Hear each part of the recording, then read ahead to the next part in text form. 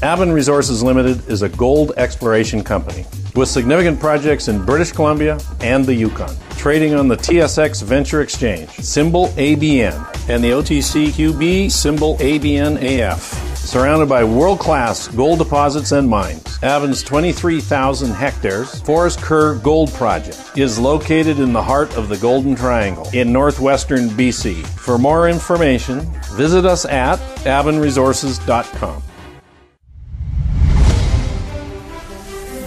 Welcome to the Goddard Report.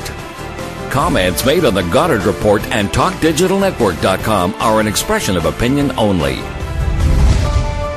Here is Jim Goddard. My guest is Jordan Bateman, Vice President of Communications and Marketing for the Independent Contractors and Business Association in BC.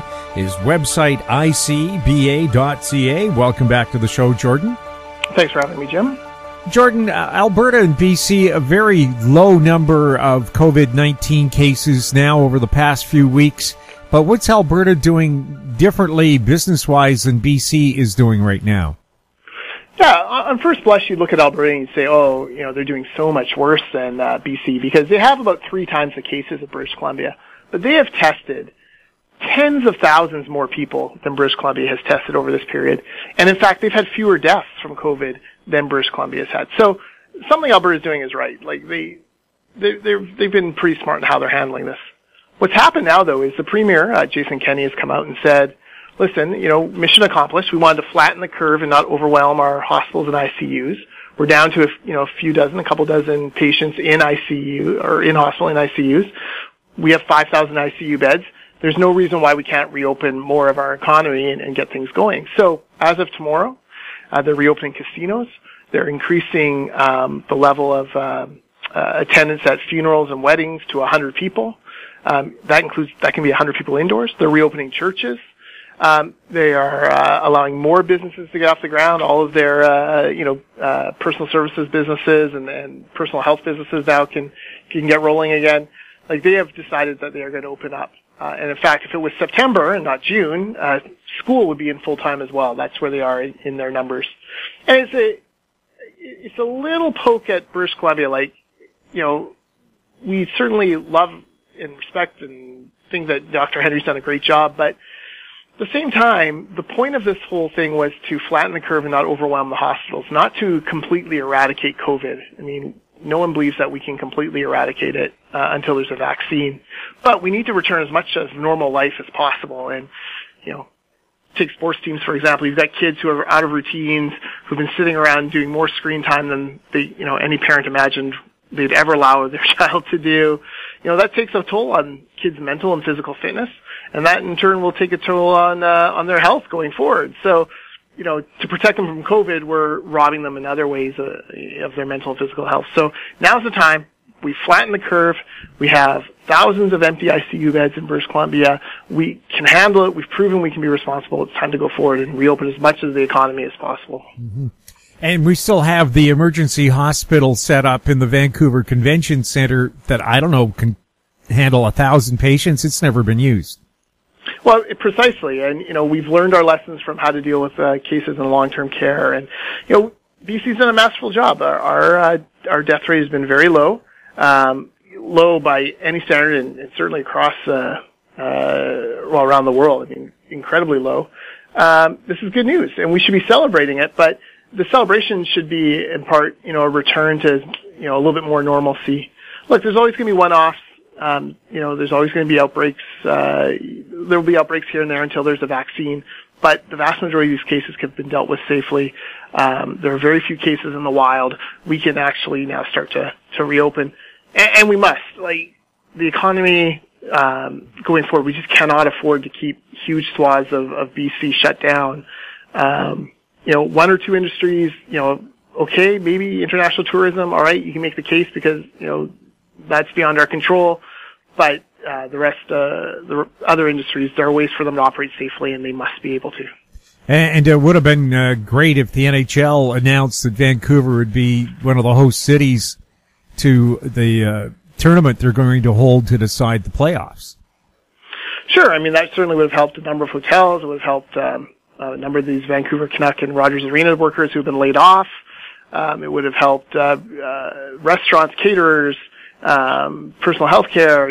There's a lot of things that go along with NHL players. It would be great. It doesn't seem like it's going to happen. The 2-week waiting period is just too much for some of these players to bear. But that's an example of there are ways to do these things safely. Like, we can think this out. We can be careful, and we can be smart, and we can trust people to do the right thing. We've done that the whole way through. It's flattened our curve, and now is the time where we should be, we did such a great job flattening the curve. We should be, leading the way, in national economic recovery, and instead we're watching, Alberta nudge ahead of us and other places in Canada, do more with numbers that are far worse than ours.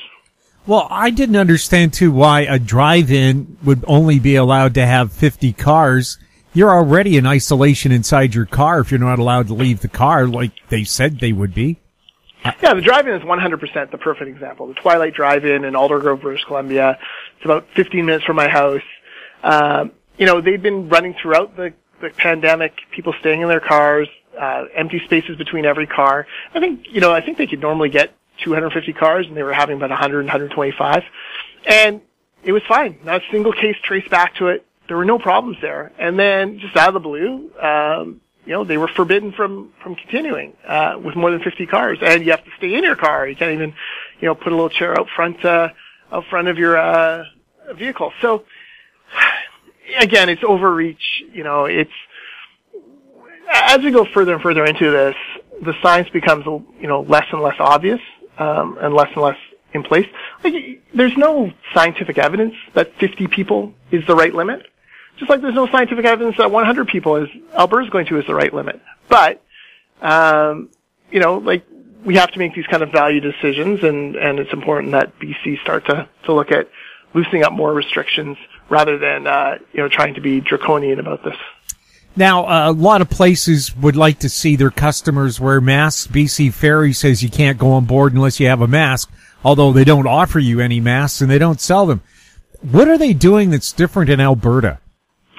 Well, this is another great way where Alberta has just really led the way in some innovative thinking. So Alberta made a deal with Tim Hortons, McDonald's, and A&W and said, look, we're going to deliver pallets of masks to your distribution centers, and we want you to get them out to every single franchise you have, all across Alberta, every small town, everywhere we can possibly be.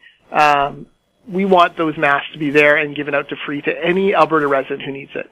Now, Alberta could have said, look, we have city halls, we could send them all to individual city halls and, have people go there. The problem is, bigger communities only have one city hall. They'll have multiple Tim Hortons, much more convenient. And the other problem is, government doesn't have distribution centers, right? Think about it, government doesn't distribute anything. They don't have that kind of network that they could do it. These franchises all do. They all get their beef from the same supplier. They all get their hamburger buns and their coffee beans and everything they need to run their restaurants they get. So you can add in masks to those deliveries and get them there quickly, efficiently, and cheaply. And these corporations stepped forward and said, yeah, we'll do it. We'll do it for free. It's a public service. It's the least we can do to help. It's great if you're scared of going into a public place. You can stay in your car, go through the drive-through, order yourself 2 masks and a double-double at Tim Hortons, and off you go. It is innovative thinking. And, Jim, I was perplexed because on Twitter, some of the NDP, which is the opposition Alberta, came out like, this is terrible. We shouldn't be relying on private business. Well, heck yeah, we should. They do distribution better than government. This is their business. They know it better than anyone. Of course we should be trying to partner with them. This is a brilliant thing, not a thing to be scorned. And, kudos to the Alberta government for thinking of it. Yes, and don't forget, private business thinks about how to do things the most efficient way. Government just does it, and they don't care what it costs. Well, that's exactly it. And, so for pennies on the dollar of what it would normally cost, as many masks as a person wants in Alberta, you can get a hold of, and you can go and do your other things. And look, Alberta will probably, Alberta's funny, right? We think of it as the Wild West, a little bit maybe more libertarian than the rest of Canada. But here they are, actively moving into, masking in order to stop a second wave. And, they're making sure they get their masks out to the people who need them. So kudos to them. Wish British Columbia would have the same sort of forward thinking. We'll have more with Jordan Bateman right after the break. Engineer Gold Mines is focused on the exploration and development of the historic high-grade Engineer Gold Mine situated 32 kilometers southwest of Atlan, British Columbia. Engineer Gold Mines is fully permitted for surface and underground exploration with the drill program now underway. Engineer Gold Mines Limited trades on the TSX Venture Exchange, symbol EAU. For more information, please visit us at engineergoldmines.com. Cypress Development Corp. is developing a world-class lithium resource in the heart of Clayton Valley, Nevada. The size of the resource makes the Clayton Valley project a premier asset with the potential to impact the future of lithium supply. Cypress Development Corp. trades on the TSX Venture Exchange, symbol CYP, the OTCQB, symbol CYDVF, and on Frankfurt, symbol C1Z1. For more information, please visit our website, cypressdevelopmentcorp.com. Welcome back. We're speaking with Jordan Bateman. Jordan, red tape, is that making the difference in this recovery? Some municipalities in British Columbia really embracing let's get things open, and others dragging their feet, kicking and screaming? Yeah, this pandemic's really showing which municipal councils are responsive to the needs of small businesses and employers and which ones aren't. And, it'll come as no surprise that Vancouver is in the we aren't responsive category. They are terrible when it comes to supporting their employers, their small businesses, the things that make Vancouver so special. They put in incredible restrictions on expanding patios. They're putting in restrictions on using sidewalks and public spaces. They're slowing down the process, making it very difficult for restaurants to get the kind of seating that they need in order to be even close to profitable. But you compare that to Delta and Port Coquitlam, who've gone the other way, and it's even more staggering. In Port Coquitlam, City Hall redeployed some of their public works workers and said, listen, if you own a restaurant in Port Coquitlam and you need a patio built, or you need some quick kind of deck built in order for you to serve food outside, we're going to send our workers over to help. And they've built a few patios across the city. It's enhancing downtown Port Coquitlam life, and it's a good use of workers. Similarly, Delta, instead of coming up with a 30-page plan and a big public engagement thing, they just essentially went out to restaurants and said, hey, what do you need to get back on your feet? And restaurants said, we need patios. We just need more seats because we have to space them out so far. And Delta said, great, use as much space as you want. You spill out onto the sidewalk, spill out onto empty lots next door. We'll figure out the licensing and the rules after. If there are complaints, we'll deal with it, but figure it out. Like, you do what you got to do, and we're going to support you to be successful. And guess what? Not a single complaint from the public has come in regarding what these restaurants have done. And it's adding to street life, the vitality of Delta. So good on these councils, Delta and Port Coquitlam. Shame on Vancouver for, being so predictably Vancouver, which is the no-fun city. And, I think North Van has opened up their beaches to alcohol on the beach for people. Vancouver is, slapping that idea down, or now suggesting maybe little, partial pockets of some beaches, which will just make it more confusing. It's just funny to watch how poorly run Vancouver actually is. Well, Vancouver, too, they closed Stanley Park to all vehicular traffic, and the Green Party-dominated park board now doesn't want cars back, which would probably spell the death of the Vancouver Aquarium, the Tea House restaurant, and other free enterprise things there. Plus, if you're handicapped or elderly or from outside of Vancouver within walking or cycling distance, you're not going to be able to use the park. Again, the attitude of we don't want people. Do you think Vancouver just doesn't want people anymore to visit from outside? Vancouver Council and Park Board are a mess, and they're a disaster, and they care more about ideology than they do about the people they are elected to serve. And the sooner that, Vancouver wakes up and throw these bums out, all of them, the better off they'll be.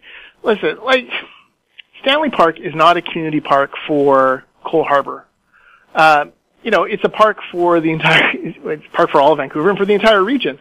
When the trees fell down in Stanley Park years ago because of the big storm and it had to be rebuilt, it was the suburbs who helped step up and raised money and did things to try to help improve Stanley Park because it was important to the region as a whole. It's important to British Columbia as a whole. It's an iconic part of BC. But, it's crazy that you're going to cut off entire swaths of it to the public, to the disabled, to the elderly, to those who can't walk quite as far, simply because you're catering to your very narrow ideology.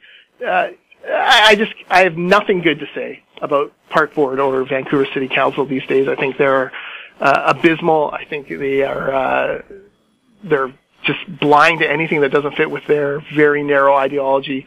And like I said, I wish the people of Vancouver would smarten up and throw them out. We've seen examples. I can't imagine if we had a Green Party government how our economy would work, because I haven't seen them being in favor of anything that would produce money or goods or employ people.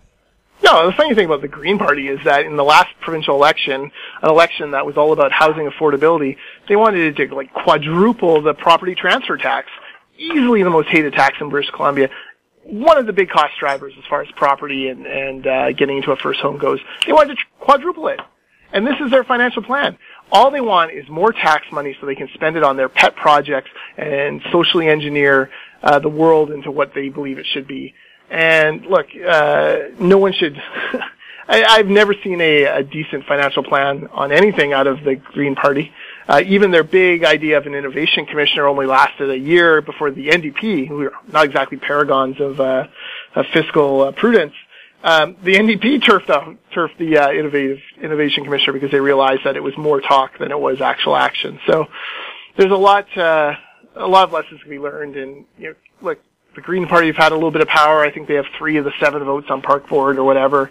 They have a couple seats on Vancouver City Council, and they have 3 seats in the Ledge. Nothing that any of them have done at that level are worth re-electing.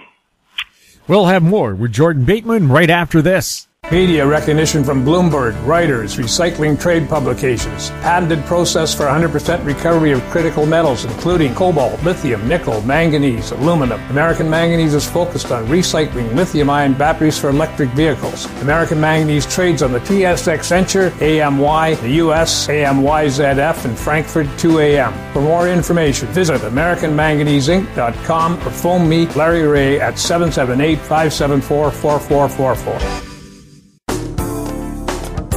Don't miss out. Stay informed. Receive the HowStreet.com weekly recap with thought-provoking podcasts, radio, and articles delivered to your inbox. Sign up for the HowStreet.com weekly recap on our homepage at HowStreet.com. Welcome back. We're speaking with Jordan Bateman. Jordan, one of the positive things I believe the BC government did was during the height of the COVID crisis, they let construction continue in the province. Was that a good thing? Yeah, it was a great thing, and it was an important piece of, buffering at least a little bit of the economic drop. If you had mothballed construction completely, that's 250,000 people in British Columbia who make a living out of construction, and that would have been another, 150,000 people laid off, taking in government benefits, and it would have made it even harder for the economy to restart. So by keeping them working, listen, WorkSafe BC has only traced 1 case of COVID back to a construction site. There have been no outbreaks, there's no issues. Everyone's been working very safely for quite a while now, and it's become a model for these other industries to get back to work themselves. So that was an important decision that was made. It was something that differed from Ontario and Quebec, and it's proven out to be the correct call. What's the future look like for construction in British Columbia? Well, this is where it gets a little bit nervy right now is there is some concern in the industry about what next year will look like. And a lot of it factors beyond construction's control.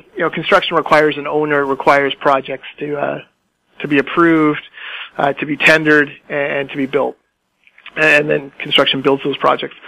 The problem is we're not seeing a lot of tenders close and green lights given for work that would happen next year. So everyone's kind of still working through their order book that they had in place from before COVID, but we're not sure if the order book is expanding beyond the next few months and into 2021. So we are, we're busy talking to a number of our frontline construction companies, the ones that are the first to know when contracts are actually being let and things are being built. Steel is a great example of that. Rebar being one of the very first products you order when you start building. We're trying to get a better handle on that, and we'll know in the next, I think, 30 to 90 days over the summer whether what 2021 will look like. But if 2021 slows down from a construction point of view, that's bad news for the BC economy because it means we're not getting that V-shaped bounce back that so many people had hoped for. If construction dies down in BC, will it take much longer for us to economically recover? Oh, absolutely. I mean, you'd be talking about fewer jobs, which then puts more burden on social programs. You'd be talking about, less economic spin-off. We can't only focus on the massive projects, right? Like Site C is great. LNG Canada is fantastic. Trans Mountain Pipeline is a great project. Those are fantastic, but we also need those kind of mid-level projects, right? That sort of $100 million, even less, $50 million to $250 million projects to really keep a number of these things going. So, it'll be bad for the economy if construction slows down. Construction's often, one of the first industries to sense a downturn. And that's why we're so keen on seeing these order books fill up for next year. Jordan, thank you so much for speaking with us. Thanks for having me. My guest has been Jordan Bateman, Vice President of Communications and Marketing for the Independent Contractors and Business Association of BC. His website, icba.ca.